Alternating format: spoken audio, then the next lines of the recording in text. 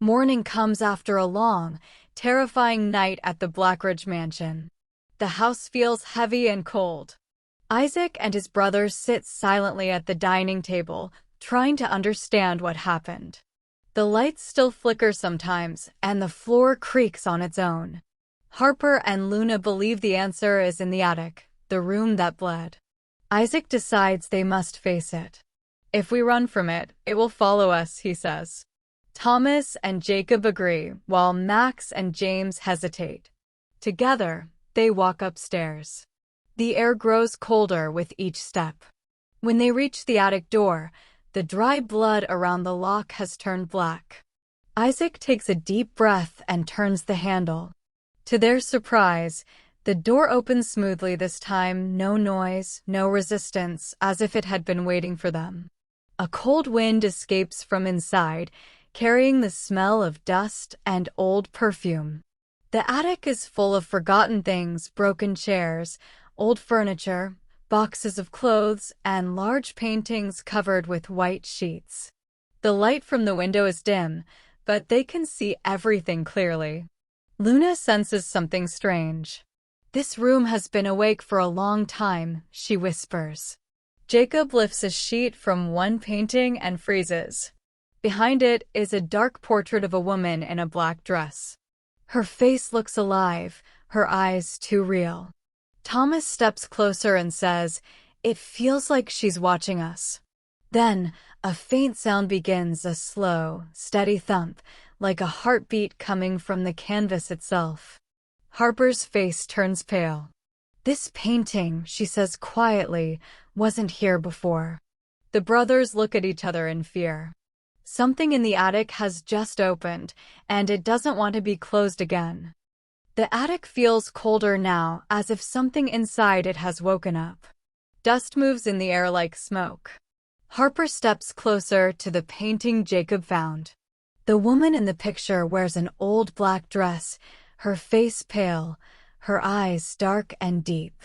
She looks beautiful but sad, almost too real. Thomas frowns and whispers, "Who is she?" Harper shakes her head.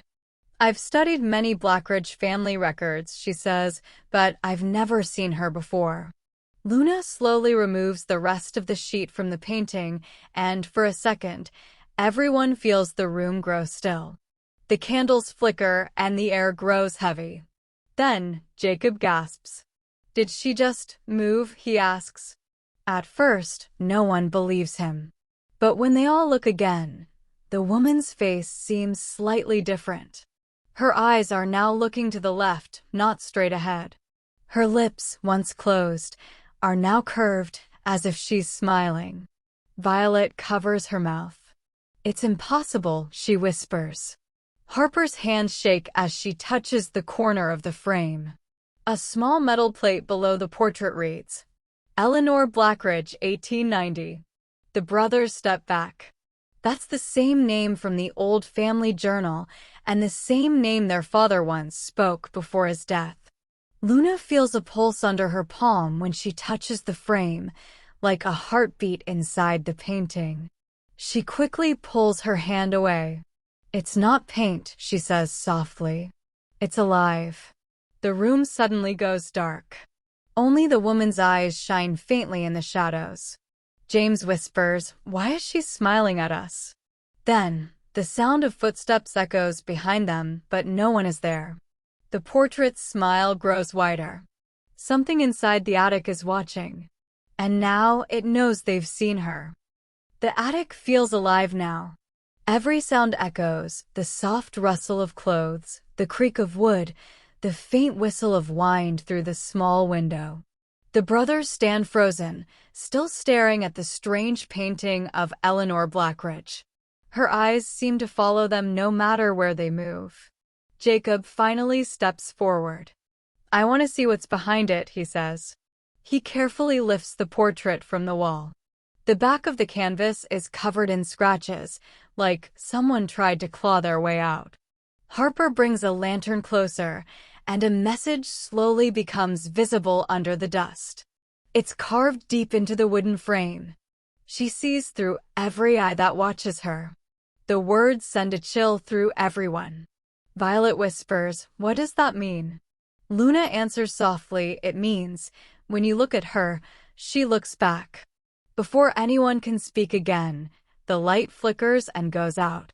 The room becomes dark except for the faint glow coming from the portrait. The woman's painted eyes shine softly, almost like they are alive. Max panics and says, "Put it back, Jacob." But Jacob is staring at the carving, unable to move. He hears a whisper close to his ear, a woman's voice saying his name. "Jacob." He drops the portrait in fear. It falls face down with a loud thud. The moment it hits the ground, every other painting in the attic shakes on the walls. Dust falls from the ceiling like ash. Thomas yells, "Let's get out of here."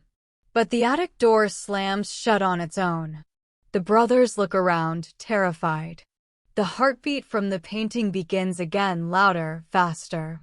And then a single word appears slowly across the back of the fallen canvas, written in blood-red letters. "Run." The attic is silent again, but the air feels heavy, like it's breathing with them. Jacob's hands shake as he lifts the fallen portrait. The woman's face now looks different, her eyes wider, her mouth half open, as if she is whispering something no one can hear. Harper and Luna guide everyone downstairs to calm their nerves. Aurora, who had been helping them with books and records, sits quietly in the study. She feels dizzy and weak, her heart racing for no reason. "It's like someone is calling me," she murmurs. Luna looks worried. "Stay here, Aurora," she says gently. "Don't go near that attic." But Aurora doesn't listen. Something pulls her toward the stairs, a strange soft voice in her mind repeating her name. She climbs up alone. The attic door, which was locked before, opens for her on its own. The cold air brushes against her skin. The portrait of the woman stands upright again, glowing faintly in the dim light. Aurora stares at it for a long time.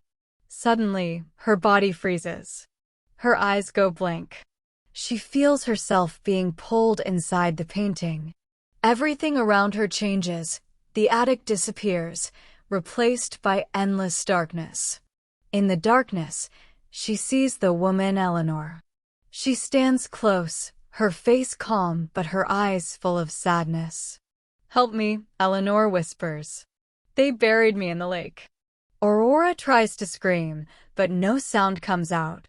Then, the woman's hands reach forward, and everything turns white. Downstairs, Luna hears a loud crash and runs up. She finds Aurora unconscious on the floor, her hands cold, her lips pale. When Aurora wakes, her eyes fill with tears. She whispers, trembling, "I saw her, and she saw me." Everyone in the room realizes Eleanor's spirit isn't trapped in the painting. She's trying to come out. Night falls over the Blackridge Mansion. The lake outside is calm, but the reflection of the moon trembles, like something moving beneath the water. Inside, everyone sits in the living room, shaken by what happened to Aurora. Luna gives her water and tells her to rest. Aurora's voice is weak. "She said she was buried in the lake," she whispers. Isaac tries to stay strong for his brothers. "We're not leaving," he says firmly. "We need to know what's happening here." But deep inside, even he feels afraid. The sound of the wind outside changes, it sounds almost like someone whispering. Jacob can't stop thinking about the message carved behind the portrait. He goes upstairs alone, wanting to check if the painting is still there. But when he reaches the attic, the wall where it hung is empty. The portrait is gone. He calls out for Isaac. Everyone rushes upstairs. They look around in shock. The painting has vanished completely. Then, Thomas notices something strange, a wet trail of footprints leading down the stairs. They follow it slowly, step by step. The footprints stop in the hallway near their parents' old bedroom. There, the portrait hangs on the wall again, perfectly straight, as if it never moved. But now, the woman's eyes are brighter. Her skin looks fresh. Her lips are red like blood. Luna whispers, she's becoming real. Harper steps closer, but feels a wave of cold air hit her face. The smell of the lake fills the room, mud, water, and decay. Suddenly, the lights flicker and every door in the hallway slams shut. The sound of a heartbeat echoes again, louder this time. Aurora screams from downstairs. She's awake. The brothers realize the truth. The portrait isn't just haunted. It's alive, and it's trying to return. The night inside the Blackridge Mansion grows darker and colder. The walls seem to breathe, and the sound of dripping water echoes faintly through the halls. Everyone stays together in the living room, too afraid to sleep. The portrait of the woman Eleanor still hangs in the hallway, watching silently. Violet can't take her eyes off it. She looks different, she whispers. Like she's closer than before. Harper tells her not to look, but curiosity pulls Violet closer. She stops right in front of the portrait and studies the woman's face. The eyes seem alive, full of quiet anger. Later that night, Violet goes to her room to rest. As she brushes her hair in front of the mirror, she notices her reflection smiling, even though she isn't. She freezes. The reflection's lips move slowly, whispering something she can't hear. Violet leans closer. This time, the voice is clear. Bring them to me, one by one. The reflection's eyes turn dark, almost black. Violet gasps and steps back, knocking over the lamp. The light goes out. When she looks again, her reflection is gone. Only the empty mirror stares back. Panicking, Violet runs into the hallway to find Harper and Luna. The portrait is still there, but now the woman's hand is resting on the frame, as if she's about to step out. The smell of the lake fills the corridor again. Thomas and Jacob rush upstairs after hearing Violet scream. They reach the hallway just as the lights flicker violently. A loud knock echoes from above, the attic door. Everyone looks up in silence. 3 slow knocks follow. Then a voice from the ceiling whispers, "She's almost here." The house grows colder. The mirrors tremble. And Violet realizes her reflection wasn't just a trick. It was a warning. The mansion stays silent after Violet's scream, but no one dares to sleep. The candles flicker and the sound of the old clock ticking fills the empty halls. Isaac sits near the fireplace, staring at the flames. "Something inside this house wants us to stay," he says quietly. Jacob checks every door and window, all locked from the inside. "We can't even leave if we try," he mutters. The brothers realize they're trapped. Meanwhile, Harper walks to the hallway where the portrait hangs. She feels like the eyes are following her wherever she moves. She tests it, stepping left, then right. The woman's gaze shifts slightly, just enough to notice. Harper's heartbeat quickens. "Stop watching me," she whispers. Suddenly, the portrait's eyes blink. Harper gasps and falls back, knocking over a table. The crash brings everyone running. They gather around the painting, watching it closely. The eyes don't move now, frozen again. Luna notices something new. The corner of the portrait's canvas looks torn, as if something tried to crawl out. She touches it gently and feels something wet underneath. She pulls her hand back. It's blood. Max takes a flashlight and shines it across the walls. Strange, faded symbols appear under the wallpaper, glowing faintly red. "These weren't here before," he says. The glow pulses like a heartbeat. Then a whisper fills the air. It's coming from inside the walls. "You brought us home."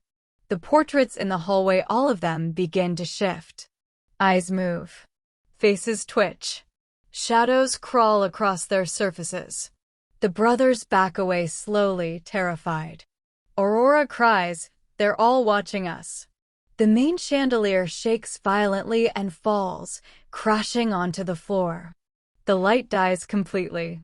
In the darkness, Dozens of glowing eyes appear, staring, watching, waiting.